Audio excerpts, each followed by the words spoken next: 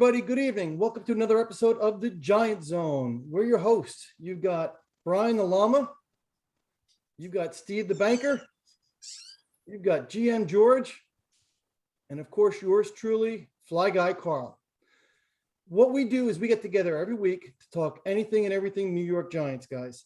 And what makes us different is we invite our followers to come join us live on the show, share your opinions, your thought, ask your questions, and make you part of the show. Special night here tonight, guys. We've got a special guest that we're all really excited about. We've got NFL reporter. He covers Tampa and New England, Bobby Thompson. Bobby, say hello, buddy. What's going on, guys? Thank you so much for having me. It's an honor. Awesome. So, Bobby, again, thank you so much. We really appreciate this. We love your reporting. We all became very big fans of your reporting, just seeing how you've been nailing it this offseason. So, great job on your part, brother, and keep up the good work. I appreciate that, guys. Thank you so much.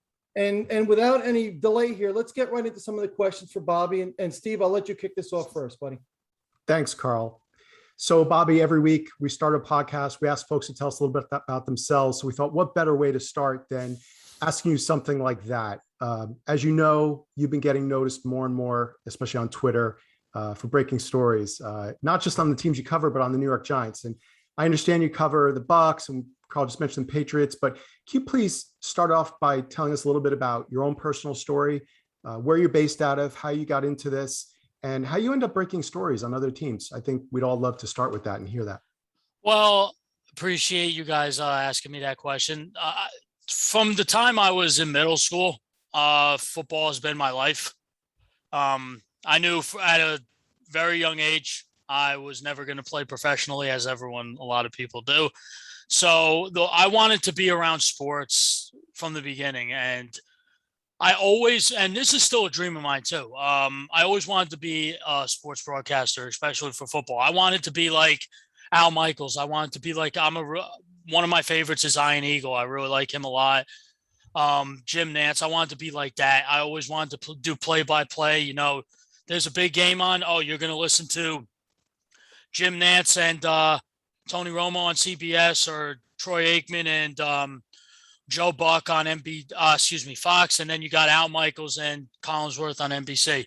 I wanted to be one of those guys, and I still do. That's still a dream of mine that I really want to do. But once I got a little bit older, after high school, and Adam Schefter started breaking stories, and you're on Twitter, because Twitter was getting bigger back then, and Ian Rappaport, who I think is really good too. And I just see them, what they're doing. I'm sitting there, I'm like, you know what? I want to be like that. I don't want to be them. I want to do something like that. And one day I'm just sitting at work. I'm like, you know what? Let me try something. So I looked stuff up and saw they tweeted, and always, you know, you're going to get a lot of people that says, oh, sources, or give credit to whoever tweeted it first. You know, you're always going to get that nonsense. But started doing it in 2013, kept it going.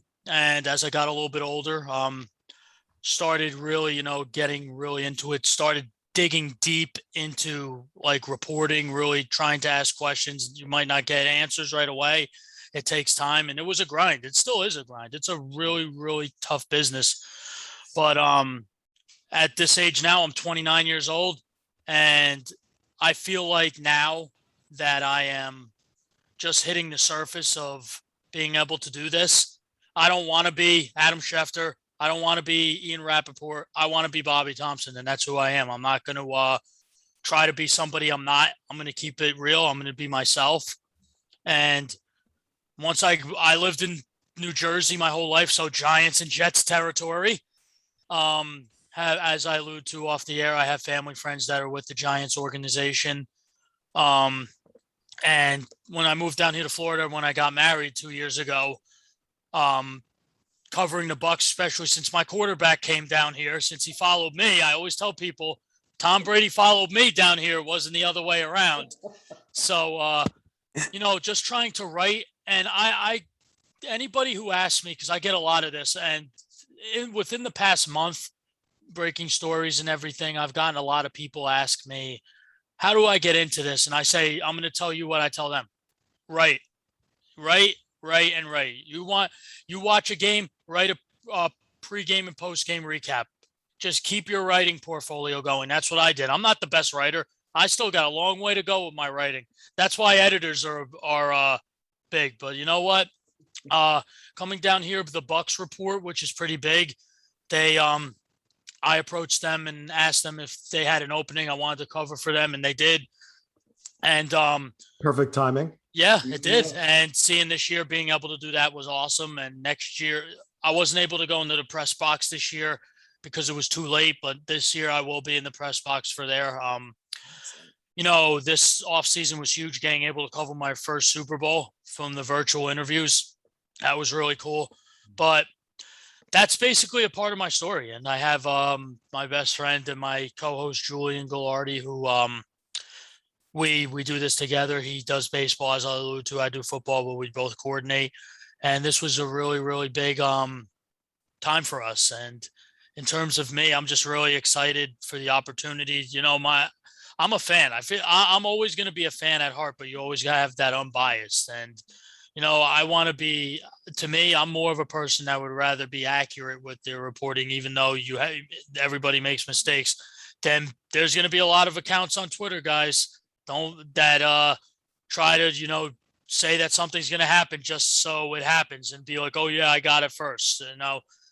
Those guys, I'm not somebody who's going to bash somebody trying to work at that, but you're going to get a lot of those, but that's not how I roll. I do it through accurately asking. I might even ask not one source, like 2 or 3. Like I'll be like, hey, listen, I heard this. Is this true?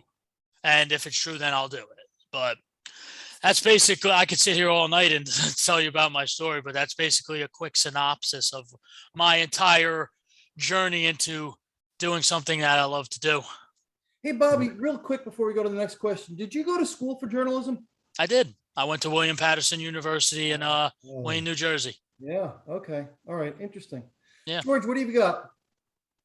Well, Bobby, I'm going to go ahead and get straight on down to football. And I know you don't cover the Giants, but I'm going to be real general with you. I'm going to ask you about offensive linemen because, as Giants fans, that's what we are trying to hit hard on. And that's what a lot of fans are looking at. And, we have the normal, the first round guarantees, Neal, Kwanu, Cross, those guys right there. But I'm going to ask you a question about who do you think, and just that the Giants should target. I'm not inside information on who the Giants are targeting, but who they should target in later rounds, like your second, your third rounders, guys' metrics and things like that. Well, in terms of the later rounds, I think that this draft is very rich in linebacker, offensive line, and cornerback. Wide receiver class is rich too as well. I do think down the road, I think the Giants, obviously in the first round, with those 2 picks, unless they trade some of them, if this team does not take, and Joe Shane is a very smart guy, he knows what he's doing. They need to take either Cross, Iwanu, or Lindstrom with that 5th overall pick. Whoever is there, they need to take it. The 7th pick, in my opinion, I think the Giants should really attack the secondary. In my opinion, I don't think that they're going to keep Bradbury. I think that Jabril Peppers, they're going to let him walk unless he takes a team-friendly deal. I think Kyle Hamilton is a guy. You could get him come in here. I think he could help this defense. Wink Martindale, the defensive coordinator who was just hired, I think would really like that. But later rounds, I think they need to go wide receiver. I do think that this team really, wide receiver in my opinion, and load up on offensive line because you guys saw in the Super Bowl the other day what happened to Joe Burrow. Yep. Yeah. You don't want that happening to Daniel Jones anymore. Right. I think we could all agree that Nate Solder was not a good signing. Will Hernandez is a free agent. You got to see if he's even going to come back. Giants may want to place a franchise tag on him. I don't think that I'm not expecting that. I don't think the Giants want him back now. I'm shocked because they were really high on him. And I know he's a fan from a lot of people I've talked to. He was a fan favorite, but I understand. They really need interior offensive line and tackles. And, the blind side of the quarterback is what needs to happen first. In my opinion, with that 5th pick, Charles Cross makes too much sense for this team if Iwanu is not there, because I think the Jets need offensive line as well. Mm-hmm. So, whoever the Jets don't pick, the next guy, you guys are in great shape in the draft. You don't need to worry. You guys don't need to worry about a thing. You are in great hands with Joe Shane. He's not going to do what Gettleman did. If there's a trade, someone wants to trade up, he's going to maximize that value and get you some draft capital for the future. You guys need to do a lot of things this offseason. You need cap space relief. You guys are in a bit of a hole. That's going to be no problem. That's why I said I don't think Bradbury comes back. I think we could all agree he's not, in my opinion, he's not number one cornerback money worthy, in my opinion. He's a very good player, but not what the money is making. But we'll have to see what happens with that. But I do think the Giants in the later rounds, they still need to load up on offensive line no matter what. And I think getting another receiver, listen, Sterling Shepard is one concussion away from never playing again. Right. I think we could all agree on that. It's a shame because he's such a talented and great player. Mm-hmm. And all I'm going to say is this: can the Giants please get Kenny Golladay the ball more, especially in the end zone? It's really irritating. $72 million over 4 years. It feels like a waste of money. But this guy is a very good player. He's just got to stay healthy. Yep. Got to stay healthy. That's a big thing. Yep. The only thing I have against Golladay, Bobby, is never saw him fight for a ball when they did throw him the ball. And there were a couple where he could have fought. He just didn't seem aggressive to the ball. You know what? And it's funny you say that because that's what he did in Detroit too. That's I think, you know what? Last year, it was just an off year. I'll be honest. I don't think he was a big fan of Joe Judge. I don't think he was happy with Jason Garrett. Wow. I'm not breaking any stories. I'm just seeing from observation. Mm-hmm. But listen, being down here and seeing the Giants play the Bucks, I was at that game with my dad because my dad's a big Giants fan, and I took him. This offense was it makes me sad. It does, seeing Kenny Golladay as such a great receiver as he is when he's healthy, not getting the ball enough. They need to figure it out with that. But I will say, you know what? He could have played harder. He just got paid $72 million over 4 years. Right. You gotta make plays. And I think, you know what? With this new offensive scheme, Dayball's gonna get him involved, and I think you're gonna see a lot better Kenny Golladay this year for sure.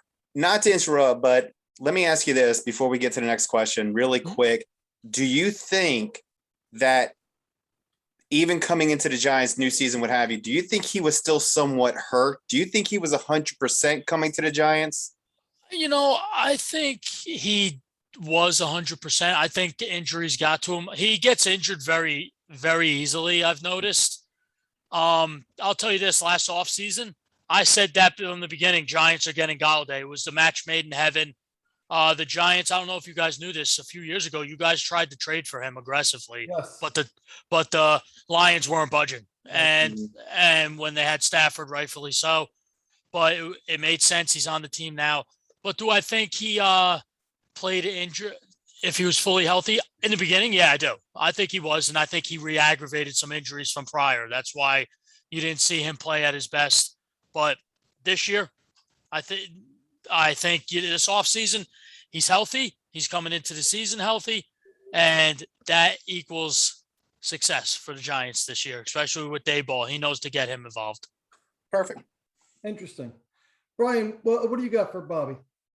First, Bobby, thanks for coming on, man. I really appreciate it. Absolutely, no problem. You give great stuff online. I really appreciate it again. So I want to get in your wheelhouse a little bit with the Pats, the Bucks, and ask you this question based on the Giants cap situation going forward. Shane's talking about needing $40 million.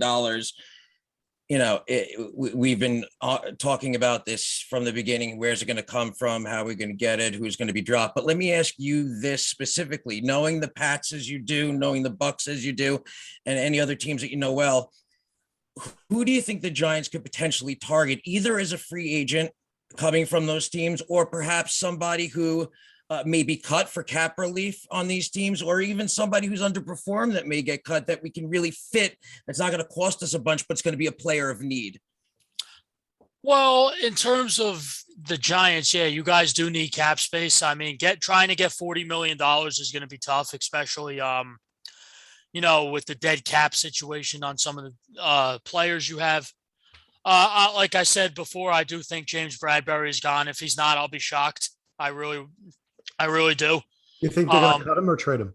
I think in terms of his cat, I have to pull up, and I do this a lot, Spot Track. I'm going to pull that up. I'm going to give you that answer in a second. It's 21 mil and 12, and the hit's going to be like 9, right? So it's 21 mil contract, 9 for dead cap. Yeah, and listen, $9 million, guys, that's a lot of money. That could be used to sign somebody. Yeah. So, in terms of the Bucks and Patriots, your question, like, who are some of the guys that can't be back in for cap space with the Giants? Are you asking like who the Giants could look at? Yeah, based on the Giants' needs and the fact they don't have a lot of money, should we target a couple of players on these teams that are either going to be removed for cap reasons or off contract or any other reason that they may be available for cheap? That's a very good question. I think with the Bucks, honestly, if you guys want to spend money, go get Ryan Jensen from the Bucks, the center. I think he's really, really good. Yeah. And I'd rather take Linderbaum.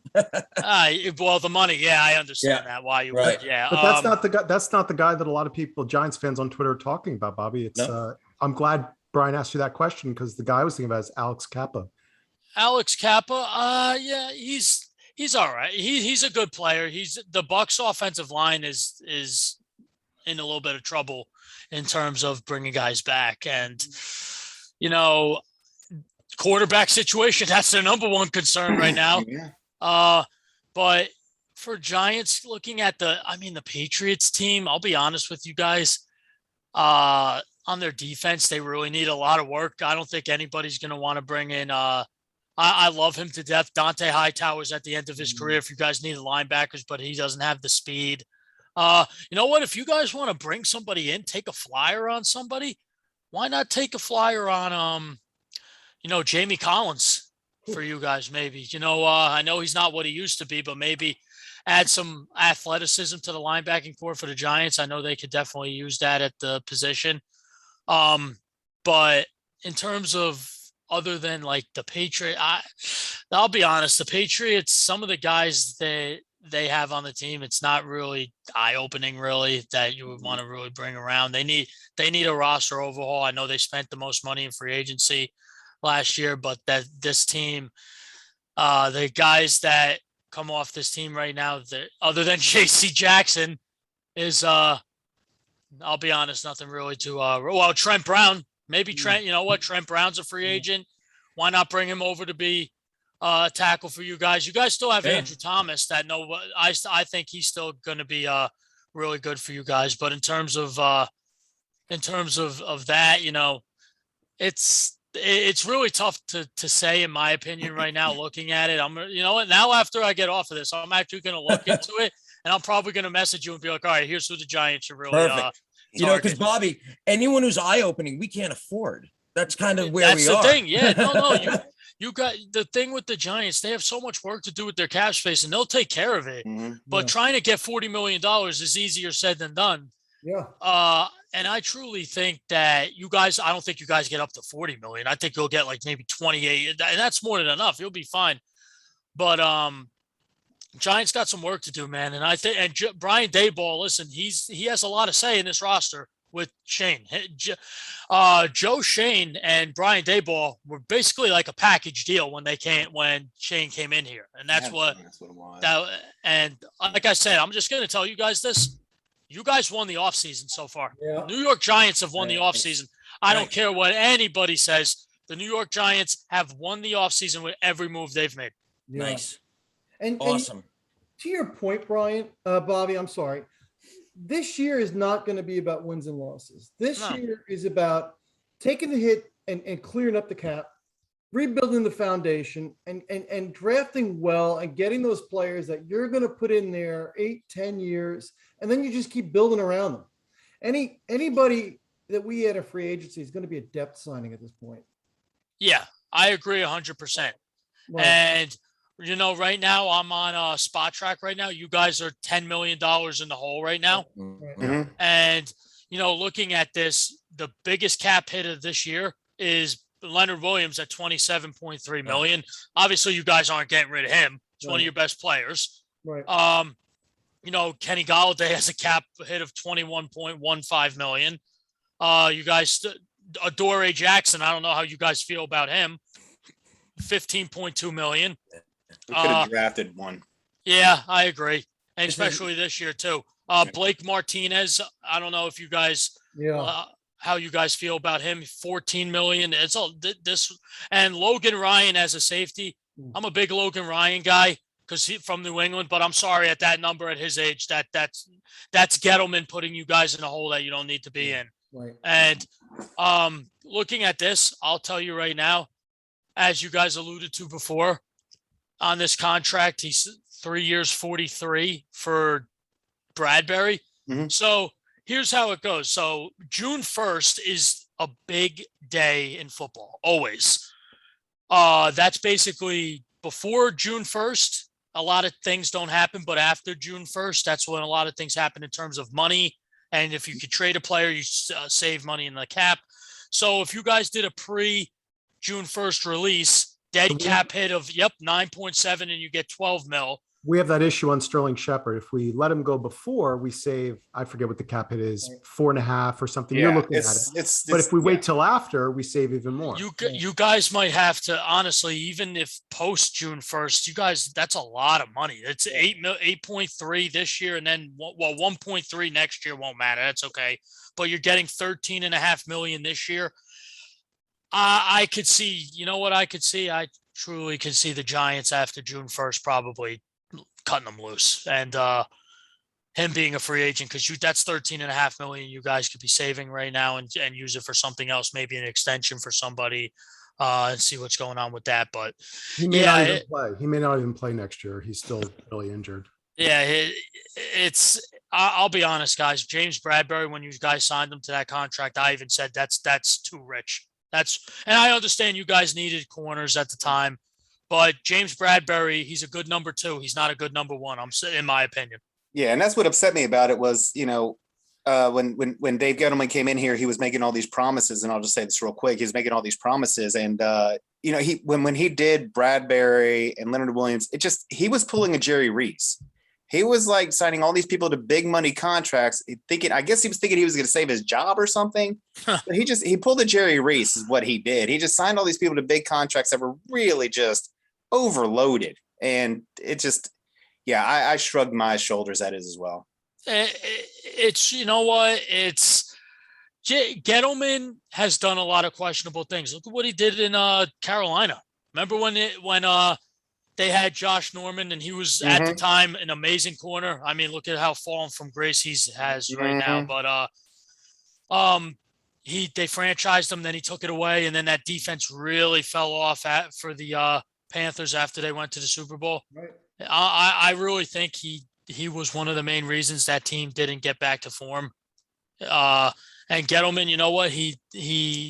I'm gonna say, I'm not gonna bash the guy. I think he did, as a general manager, he did an okay job. He took a team to the Super Bowl with the Panthers. But what he did with this Giants team, he put you guys in a really, really bad hole for the future. I look at general managers like, of course, Bill Belichick, who knows how to work the cap better than anybody. But I think, in my opinion, Joe Douglas of the Jets is a magician with what he's doing for that team. He inherited a terrible roster and is rebuilding it his way. And listen, I think we could all agree the Jets are still a laughingstock until they change it. But what he's doing in that front office for the Jets is something that needs to be replicated around the league. Yeah. Hey, Bobby, I want to talk about one guy that you mentioned and then one that you haven't. So one guy you did mention is Blake Martinez, and want your opinion on him. And then there's one guy you haven't mentioned yet, but I'm curious to get your take on him, is Kadarius Toney. Well, I'll start off with Kadarius Toney. I love that guy. I think he's very, very good. He just got to stay healthy. With Mike Kafka coming over as offensive coordinator, he was with the Chiefs. Kadarius Toney you guys saw it when he's healthy. What does he have? He runs great routes and he's got speed. And you can't teach those things. And I tweeted this out and I got ripped apart for it. I don't really care. I said that Kafka and Dayball could use him in a sort of like a Tyreek Hill type of role. Now, I'm not calling him Tyreek Hill. That's the thing. That's where people Gets you every time. Yeah, that's where everyone's like, well, he's not like Tyreek. I'm not saying he's Tyreek Hill. I'm saying the role on offense he's playing. Like, what do the Chiefs do? Tyreek Hill is literally his speed. He's not human. I love Tyreek Hill. I hate playing against him. Love the player. He not only has speed, but his quickness is something else. And Kadarius Toney has that too. I've seen Kadarius Toney make moves where you think he tears ligaments in his knees. I don't know how he makes these moves. And when he's healthy, you guys need to move him around, get him in motion, use him all around, use his speed. Did you see the Giants when they played Dallas and the game that he had? Guys, what was it? Was it 10 catches or 12 for 189 yards? He made Diggs. Oh, Diggs. He made Diggs look like an idiot. Don't even get me started with Trayvon Diggs. The guy is 10 yards of separation on him. The guy sucked against. I think I'm a really big listen. I applaud him for having a great season. He's an opportunistic corner. That's what he is. He's not a cover. Corner. No, he's not. Not he's against Kadarius. And not against anybody. Anybody who says he's like this year, I heard, Trayvon Diggs, he's the best corner. I just can't do it. Best corner in football right now, in my opinion, until someone proves me wrong, and I'm going to say it, is Stephon Gilmore until someone proves me wrong. I still think he's very good, and I'm going to be biased. I think J.C. Jackson's one of the best in football too. But Trayvon Diggs, he's opportunistic. He made a lot of plays on the ball. He's a ball hawk. That's what corners do. But number one corner getting roasted like that, no. And if you've noticed, Jalen Ramsey gets burned too a lot. If you've noticed that, but he's still a great player as well. But Kadarius Toney, that game against Dallas, that's the blueprint. Get this guy the ball when he's healthy. Amen. Put him in the slot. Set him in motion pre-snap, and really get that defense having to pay attention to him, because guess what? What does that open the door for? That opens the door for Kenny Golladay down the field to stretch the field. Whoever the hell your tight end's going to be this year, because I think you guys could agree. I think you guys have exhausted Evan Ingram for all that. I'm sorry, guys. I'm not a big Evan Ingram guy. Not really. He drops too many passes. He's not consistent enough. But I think that Kadarius Toney, once you guys drafted him last year during my draft show with Julian, I said that pick is a steal. That is a great pick. He really was underrated in college. Coming here, I'm going to tell you guys this. He stays healthy this year for the Giants. Whoever's playing you guys better watch out, because I'm thinking, great, now I got to play this guy. And the Cowboys defense really is going to have to lose sleep. Oh, wait, we're going to have to play Kadarius twice a year? God, you got to use him in that Tyreek Hill role. Use his speed. You got Bobby, the Giants a few years back when we had Odell, and there was guys, you remember that famous play where Odell went, and it was an option. He went around and then he threw it to Saquon down the field. Yeah. Against Carolina, in Carolina. He did that against Carolina. Yes. Thank you. Yeah. I mean, Kadarius has one of the strongest arms in football. Literally, it's a fact. Guy throws 70 yards off his back foot. Obviously, he's not a quarterback, but he was drafted. He was recruited as a quarterback out of high school for college. We have all heard the stories. And we saw there were a couple, and what was cool is that there were a couple of times like he held on to it and he didn't make a mistake. So he still knows what to do, what not. He's got good judgment. Man, to your point, Bob, can you imagine they start using him the right way with Kafka, and then, Saquon or somebody, if we still have him, which I'd love to hear your opinion, he leaks down the field and. Well, Bobby, he wasn't healthy in college either. And that's what got me a little frustrated at the beginning when they drafted him. He wasn't a healthy college player either, Tony. He has battled a few injuries. I think that is concerning. But you know what? I say this all the time. It's a new year. Yeah. So see what he could do this year. If he can stay healthy, that's great for you guys. If not, then you know what? If he's injury prone this year, then I'll actually be like, all right, you know what? Yeah, this is an issue in his second year. But I do want to go back to Carl's question about Blake Martinez, and then I'll go into Saquon. In my opinion, Blake Martinez, he's your best linebacker in my opinion. I like that guy, Aziz Ojulari too. I think outside linebacker is really good. I was upset you guys took him. I wanted New England to get him so bad. But when you look at this, I think he's really good. He came over from Green Bay. He's got a high cap hit. You guys have a potential out with him this year, and the dead cap is 5.5. So it's not that it's not that much. Mhm. But my question, if you guys need a linebacker, this is the draft to get him. Yeah. How about a guy like Brandon Smith from Penn State? That's in the later in the second round. There, you know what? The question, you guys, who should you target in the later rounds? There you go, Brandon Smith, linebacker, perfect. There you go. And Would you want him, George and Bobby, over? Some people are now talking whisper talk, mocking the kid out of Utah, I believe. Utah. Devin Lloyd. There's Devin Lloyd, and then there's Dean out of Georgia. Love him. In my opinion, Yeah. if you ask me, Devin Lloyd won me over at the Senior Bowl. That kid is a freak. He is. Nowadays in this end, guys, old school football linebackers, did they have speed? Hell no. All they did, they stood in the middle of the field. Same that like the Patriots defense now. Their linebackers are slow. They're run stuffers. That's what they do. They're downhill linebackers. They're going to pop you in the mouth when you run up the middle. But when you get them in space and coverage, that's the weakness. Mhm. And nowadays in football, everyone's faster. So you need guys who could cover and linebackers who have speed and athleticism. That's what Right. you need. The NFL is a different game than it was a few years ago. Mhm. And Devin Lloyd, to me, this guy is going to be something special. And I want the Patriots to get him really bad. I think the Giants, you guys want to trade. You know what? At 7, I'm going to take you know what? Never mind Hamilton at 7. Go get Lloyd at 7. There you go. And then you could get a potential out and save money on Blake Martinez. Love There you it. go. There. Bobby, you're eating up my questions because No. thought I was going to throw you a surprise with that one, man. I read minds. I tell I was everybody that. I was gonna try to surprise you with that one. You got me there because I was gonna go, hey, listen, if they get a stud right tackle at 5 like Neal, or if they get the center Linderbaum, and should they go ahead and just try to draft one of these stud linebackers at Yes. 7 or Yes. trade it down?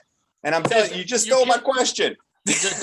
I'm sorry about that, bro. I'm sorry, but listen, I think the Giants, you guys are in a win-win situation. You guys could do anything. You could take a lineman first, which you will, and then you could do anything. You could take a linebacker, which is smart. You could take best available. Mhm. You could trade back and get more capital for next year and years to come, and build a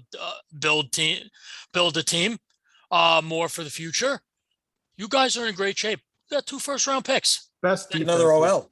The best defenses all have a really fast young linebacker. Yeah, You that guys remember Pittsburgh took the kid out of Michigan? I wanted him so bad the same year that Tampa took. you mean Devin Bush? Yes. Thank which you. by- And then, Devin and Lloyd. then Baltimore had an unbelievable kid out of Alabama who was hurt this year. But you know what I'm saying? Like, think about all those great defenses. Yeah, it's a new league now in defense. You need everybody needs to have speed. You can't if you're not running 4.3s or 4.4s, get off the field. So Bobby, Basically. let me ask you a question, because Carl asked you a question though about Blake. Mm-hmm. Last week, Brian and I and George too, we were like, you know what? We talked about the salary cap last week a lot. And we were like, we couldn't figure out. We all have a man crush on him. We love him. The guys like him don't fall off trees. They just don't. So they could restructure him. Of Or they course, could yeah. So I'm not saying you have an inside scoop on this, but if you know Joe Shane so well, what do you think he's the type of guy to lean towards, assuming Blake is open to restructuring? Well, I think that Joe Shane is going to somewhat try to replicate what they built in Buffalo. Look in Buffalo, what they have, that defense, they have a great secondary. Those 2 safeties are the best in football for Buffalo. They didn't have their number 1 corner, White, and they still were a great defense. But you guys know that Edmonds, their linebacker. There's, and I forgot him. Thank you. Yeah. He is underrated. Nobody talks about him. Not only is he No, downhill linebacker, he can He's made cover. a Pro Bowl every year he's been in the league, right? He's very, very good. He hits everything. I do. Yeah, he does. Blake Martinez, you know what? I think he will approach a restructure, but if not, listen, if he's not good, I think Blake Martinez, you know what? He signed with the Giants as a free agent. He was happy. I think he would be open. Listen, know what's a way to get a guy who has a high contract, high cap hit, get converted to a signing bonus. There you go. There you That go. easy. That Yeah. easy. Just give him the money up front. Oh wait, you have I have his numbers up right here. Oh wait, Blake. So you have a cap hit this year of what is it? Let's see, cap hit of 14 million. Okay, let's give you some money up front to lower your cap hit down to cut it in half. I'm no cap expert, Bobby. I said this last week when we were all talking, but the one thing about him I read is they could do like another voidable year or something where you Voidable years are a lot of things that they could definitely and we do. we kept our cap expert, right? Used to be Abrams. guys. What's that? Abrams. Thank you. Because I Yeah. can't remember. Yeah.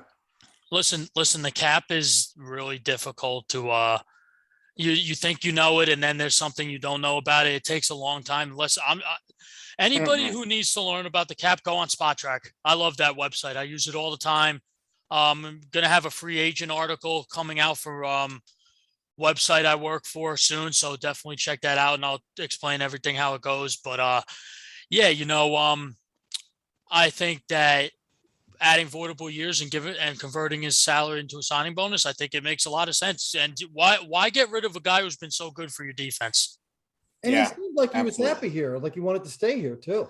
Yeah, no, he did. And you know what? A lot of the Giants now, listen, it's a big market. It's New York. A lot of players are going to want to play for you guys regardless because of a lot of the opportunities off the field. But now with Brian Daboll there and Joe Shane changing it up, Mike Kafka, wouldn't surprise me if a few guys from the Chiefs, like a receiver underrated, Byron Pringle, who's a free agent, come. Why not? You guys need to sign somebody. Why not? He'll be cheap. He knows Mike Kafka. Bobby, you may need to have a couple of one-on-one quiet time with Brian, though. Brian, you love Bradbury, man. You don't want him gone. Right, brother? Who loves Bradbury? Brian. Hey, I can't. Listen. I keep getting talked out of Bradbury every time I look at these three other faces. I'm just being talked out of Bradbury. He wants to punch me in the face shut up. already. Listen, for me, Bradbury was all about trying to do what they can to extend the guy, see what they can do. I have my stats in front of me. I'm not going to bore you with them. I'm just going to stay over here in the Bradbury zone, in the Giants zone, and we'll leave it at that for now. For a conversation for another day. Well, Yes. Bobby, I'm going to ask you one more question in general because you've done some great work here, and Tampa's included in my question. I see about 11 to 12 teams looking at quarterbacks in this offseason. I see 4 total, and they're probably second rounders. I mean, I'm not saying that they're top-notch quarterbacks, but do you see a possibility as we get closer to the draft, one of these teams falling in love with one of these quarterbacks and saying, you know what, regardless of what the naysayers say, I have got to move up to get this guy so he's not stolen from me. You've got Washington, you've got Tampa, you've got Atlanta. Yeah, they've got early draft picks, but would they consider moving up again? Detroit, they're going to be looking, and they're going to want to get either their edge or their offensive lineman in at number 2 or 3, whichever one they are. But could they sit there and say, well, you know what? Let's move back up, get ourselves our quarterback now, while and maybe they'll sit behind Goff for a season or what have you. But do you see anything like crazy like that happening, or should we wait until it gets closer to the draft to think about that? Good question, George. That is a great question. I think, after the combine's going to speak volumes in a few weeks. So you got to look at that. This quarterback class, guys, I'm sorry to say, I'm not impressed. It's not like it was last year. If this was last year and you were asking me this, I'd say absolutely. But they got Kenny Pickett, Matt Corral, Desmond Ridder, Malik Willis, who I think the Steelers are falling in love with, Malik Willis. But I just, in terms of like Tampa Bay, I don't think they draft. If Brady doesn't come back, which he's not, let's face it here, guys. This isn't as breaking news. This is common sense. He said it. He's not coming out of retirement. They're going to make a big play for a quarterback. Keep an eye on Russell Wilson for that, by the way. Or Deshaun Watson. because his situation's getting cleaned up. But I think that, to me, I think it's a little bit too early to say right now. After the combine, we might know a little bit. Definitely after free agency, we'll see. Because for Washington, I still think they're sniffing around the Jimmy Garoppolo market for sure. Ooh. So, Wow. yeah. So dropping him on our So- podcast. So yeah, keep an eye on that one. So, Love you, Bobby. Wow. yeah. That's So, bold. Bobby, Yeah, you've been great tonight. We can't thank you enough for joining. We know you got to run. Thank you so much for the. guys, it's my pleasure. Information, Anytime you guys want me on, let me know. I'm down. Oh, you're always welcome. The invitation's always there, Bobby. And Bobby, before you go, why don't you just tell everybody about your podcast and where people can find you and follow you as well? Well, I appreciate that. Thank you guys so much for letting me do that. Yeah, my podcast is GruntTalk Sports. I'm a part of GruntTalks MLB, which is our website, grunttalksmlb.com. That's where all of my I write all over the place. I have a few articles out there. My co-host Julian does that as well. We have a YouTube channel as well as you guys, posting videos and everything like that. The podcast, we've been doing it since 2018. We've been going for a long time. You can catch us on Spotify, Apple Music, anywhere you catch a podcast, we're on there. I always say this when we end our podcast: we are viral. We're all over the place. So there's no getting rid of us. That's another thing. So I appreciate you guys letting me explain a little bit about that. I know I'm very appreciative of you guys having me on and being able to talk to you fellas. It was, I'm telling you, I could sit here all night and talk to you guys, and we definitely will. Could definitely have a few brews with you guys, definitely, and shoot this stuff and everything. That'd be awesome. We love it. If we could ever help you with your podcast or work together with you guys, we'd love to. I would love that. That would be awesome. I definitely got to introduce you to Julian, and we would get a kick. You know what? Next up, before maybe around the draft, when I'm there, you guys do a show before the draft when I'm in Vegas. I'll tell you what, I'll go on. I'll sit outside my hotel room and we'll have the strip out there. So I think that would be awesome. But That would be amazing. Just let me know the dates and we'll set it up, Bobby. Absolutely, brother. Bobby, you're the Real best. quick, before you leave, are you going to the combine? I'm thinking about it. I think I could probably just do that from Florida instead of flying up to Indy. Because as I alluded to earlier, it's really not, for a reporter, you're not going to get like a lot of stuff, like unless you're like Rappaport or Schefter and everything, which I understand. Right. But you're not going to be able to like get a lot of access that you really want. And I'd rather, in the draft, being credentialed by the NFL, I think that's something that's a better opportunity and huge at getting more coverage and being able to, because when I'm there, guys, before you guys know it, I'm going to know it. So that's one thing. Maybe, you know what, maybe when you guys make your pick, maybe I'll say to you guys, hey, Carl, hey guys, just to let you know, Giants are going this way. Nice. Love it. Nice. Love it. Man, we appreciate you. Really do. Oh, it's my pleasure, guys. This You're the is best, awesome. Bobby. Thank you. I'm all right. Thank you. And we look forward to doing this again. And everybody, we look forward to bringing you another episode next week. In the meantime, we'll get this on YouTube for everybody to check out, and go find us at Giants_zone 2022 on Twitter. Send us your comments and we'll put the link there, and really love all the support. Thank you, everybody. Bobby, again, thank you for everything, brother. Oh, my pleasure, guys. Thank you so much. And you guys are doing a great job. Keep up with this. I know you guys are very early on in this stage, but the four of you have something. You guys feed off each other. I see it here. You guys are in different states, which makes it awesome.